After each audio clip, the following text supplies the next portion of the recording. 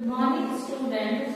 Today we study from a book Indian Economic Development भारतीय अर्थव्यवस्था का विकास का चैप्टर 10 जो कि आपका अंतिम अध्याय है इस बुक का, जिसका नाम है comparative development experiences of India and it's neighbours. Bharat और उसके पड़ोसी देशों की तुलनात्मक विकास अनुभव, जिसके बारे में हमने कुछ पिछले वीडियो में पढ़ा था, जिसमें हमने उसका परिचय पढ़ा था और ये देखा था कि जो इंडिया, पाकिस्तान और चाइना, जिस तीनों कंट्रीज का इस चैप्टर में कंपैरेटिव स्टडी कर रहे हैं, उनका जो डेवलपमेंट पाथ, जो पॉलिसीज उन्होंने अपनाई थी, विकास पथ अपनाया था, उसमें चाइना के बारे में हम स्टडी कर चुके थे। आज हम पाकिस्तान के बारे में स्टडी करेंगे। तो पाकिस्तान जो कि हमारी नेबरिंग कंट्री है, उसकी जो इकोनॉमिक पॉलिसीज हैं, अगर उस पर हम स्टडी करें, उस पर विचार करें, तो इंडिया और पाकिस्तान की जो इकोनॉमिक पॉलिसीज हैं लगभग सिमिलर ही चल रही है, या हम कह सकते हैं समान ही है। उनमें काफी समानताएं हैं, सिमिलरिटीज हैं। पाकिस्तान में जो गवर्नमेंट और प्राइवेट सेक्टर्स हैं, उसके को ओनर वाली या सह अस्तित्व वाली जो अर्थव्यवस्था का जो मॉडल है, उसका अनुसरण किया था। मतलब उसमें मिक्स्ड इकोनॉमी, हमारी कंट्री में भी मिक्स्ड इकोनॉमी है और पाकिस्तान ने भी गवर्नमेंट और प्राइवेट सेक्टर से जो डेवलपमेंट वाली मिक्स्ड इकोनॉमी को अपनाया था, उसका अनुसरण किया था। 1950 टू 1960 के बीच में अनेक प्रकार की कंट्रोल पॉलिसी को पाकिस्तान ने लागू किया था, जिसमें 1950 और 1960 1950 और 1960 से उन्होंने काफी इकोनॉमिक पॉलिसीज को, कंट्रोल पॉलिसीज को लागू किया गया, जिसमें उन्होंने जो पॉलिसी लागू की थी वो थी आयात प्रतिस्थापन वाली, इंपोर्ट सब्स्टिट्यूशन। अब इंपोर्ट सब्स्टिट्यूशन क्या होता है? इंपोर्ट सब्स्टिट्यूशन या आयात प्रतिस्थापन एक ऐसा प्रोसेस होता है जिसमें फॉरेन गुड्स को जो कंट्री की खुद की गुड्स के साथ चेंज करना, मतलब जो चीजें हम फॉरेन से मंगा रहे थे, जो गुड्स एंड सर्विसेज फॉरेन से परचेज कर रहे थे, उसे डोमेस्टिक गुड्स के साथ चेंज करना, मतलब उन गुड्स का देश में ही या कंट्री में ही प्रोडक्शन करना, इसे कहते हैं आयात प्रतिस्थापन। एक बार वापस से रिपीट कर देती हूँ, आयात प्रतिस्थापन इंपोर्ट जो सब्स्टिट्यूशन प्रोसेस है, वो एक ऐसा प्रोसेस होता है जिसमें फॉरेन गुड्स एंड सर्विसेज को डोमेस्टिक गुड्स एंड सर्विसेज से चेंज किया जाता है, उसके साथ सब्स्टिट्यूट किया जाता है।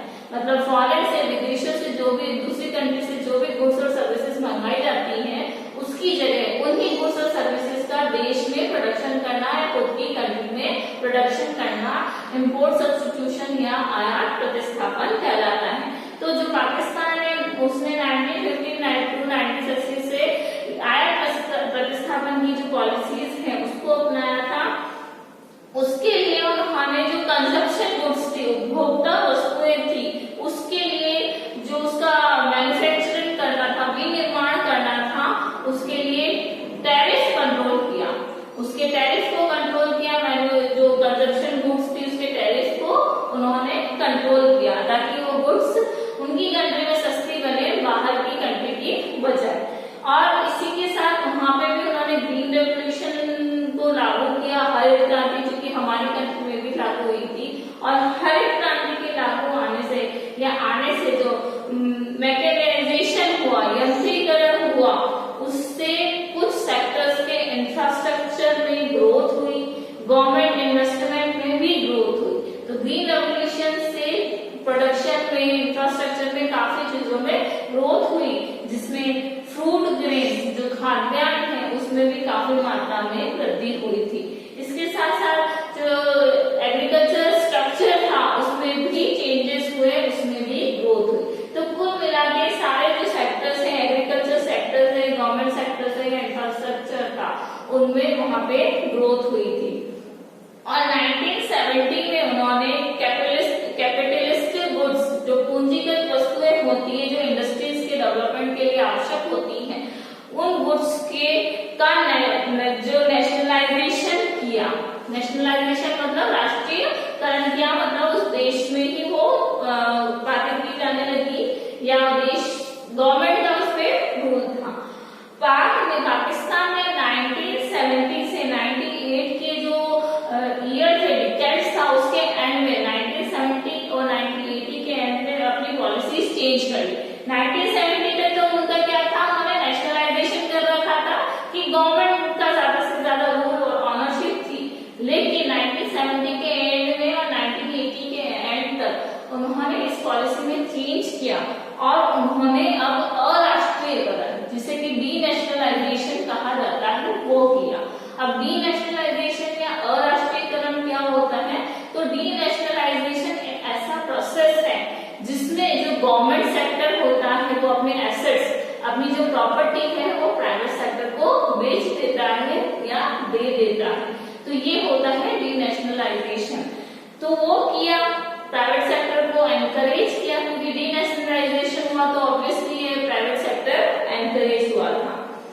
और इसी ड्यूरेशन में पाकिस्तान को जो वेस्टर्न कंट्रीज है, जो पश्चिमी राष्ट्र हैं, वहां से फाइनेंशियल हेल्प मिली, वित्तीय सहायता मिली, इसीलिए वहां पे भी डेवलपमेंट बहुत स्टार्ट हुए।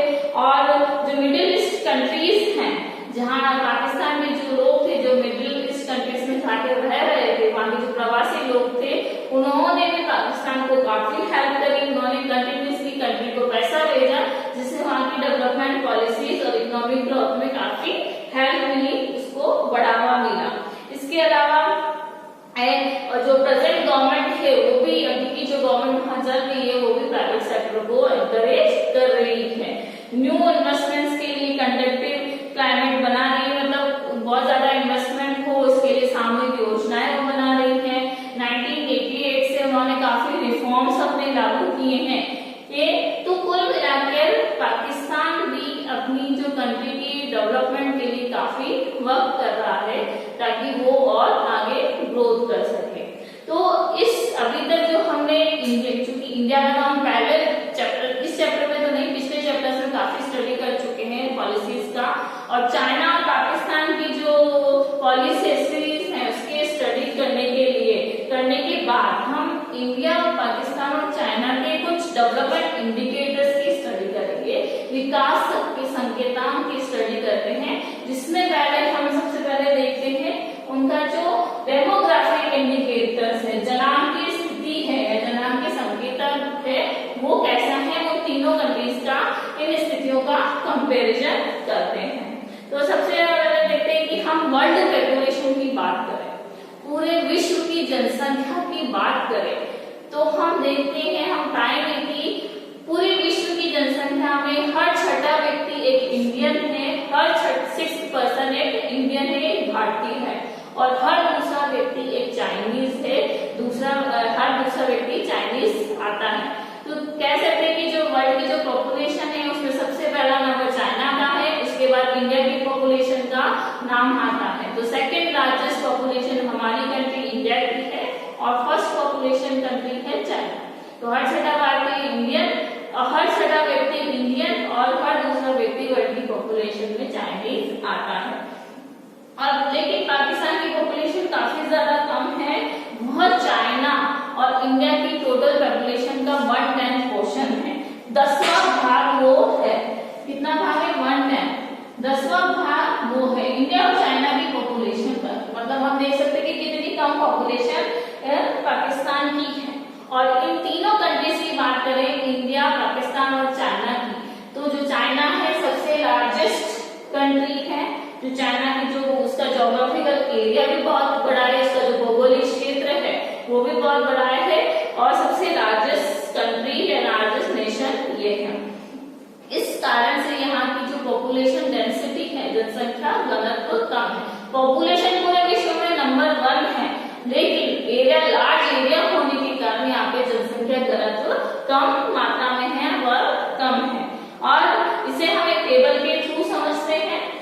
इसे हम देखते हैं कि जो कंट्री है 2018 तक ये डेटा है जो कि डेमोग्राफिक इंडिकेटर्स को शो कर रहे हैं। तो हम देखते हैं कि इंडिया की जो एस्टिमेटेड पॉपुलेशन है वो मिलियंस में दे रखी है, ये मिलियन में। तो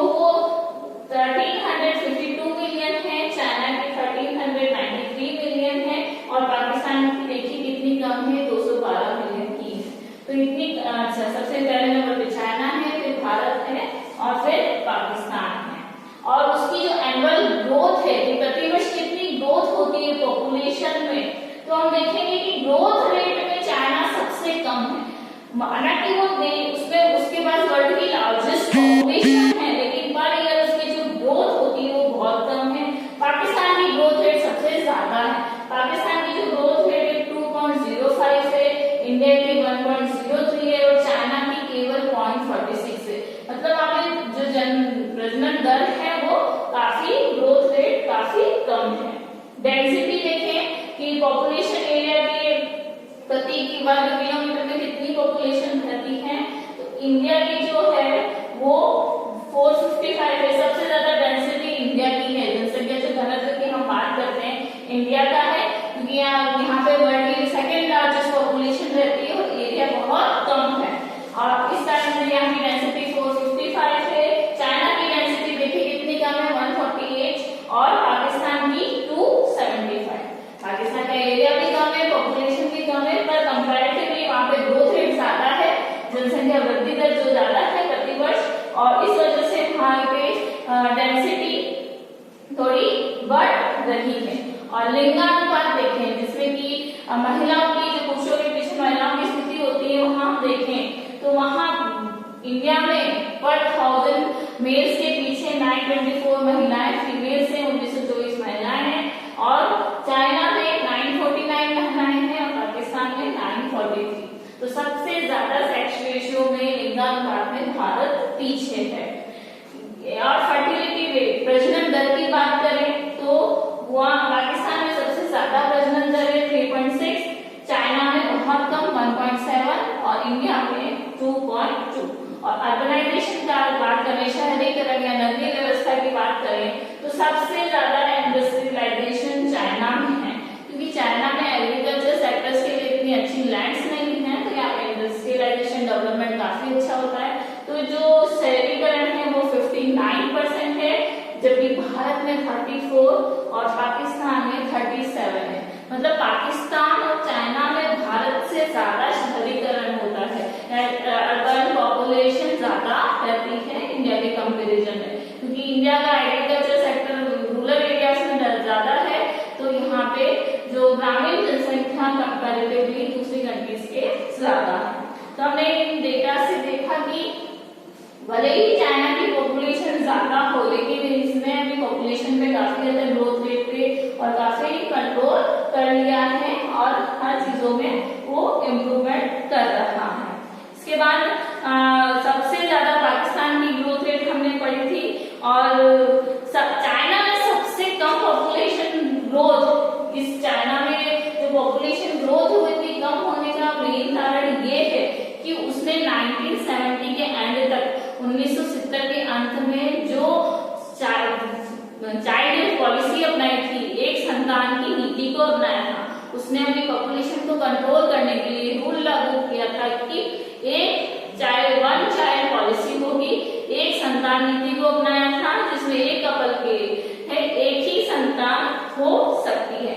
इसीलिए इसके जो लिंगानुपात में गिरावट आई है, और तीनों देशों का जो सेक्स रेशियो है वो कम है, मतलब महिलाएं कम है पुरुषों की बनस्पत। तीनों में चाइना की स्थिति सबसे बेहतर है, लेकिन तीनों में देखते हैं, तीनों का जो डेटा देखें उसमें प्रति 1000 पुरुषों के पीछे महिलाओं की संख्या कम है। तो इस कारण से भी यहाँ पे लिंगानुपात कम है, और इसके प्रेजेंटली तीनों कंट्रीज इसमें इम्प्रूवमेंट के लिए बहुत सारे स्कीम्स चला रही हैं। इंडिया की स्कीम्स की हमने बात कर ही रखी है, और ये दोनों पाकिस्तान और चाइना जो है वो भी अपनी कंट्री के पॉपुलेशन में जो सेक्स रेशियो है, लिंगानुपात है, उसको बढ़ाने के लिए अपने मेजर, अपने कंट्री की कंडीशन के अकॉर्डिंग चेंजेस या उपाय कर रही है।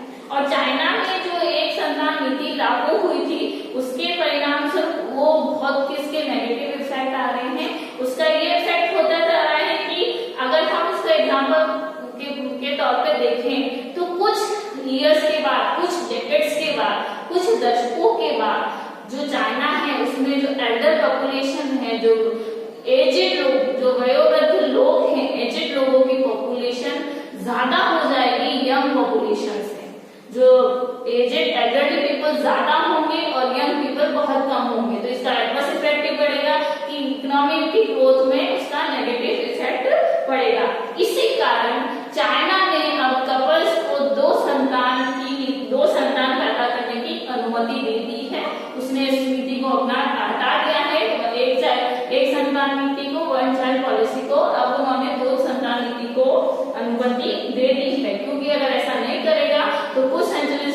एजेड लोग ज्यादा होंगे और यंग पर्सन कम होंगे, इसी कारण उन्हें उससे परमिशन लेनी पड़ी।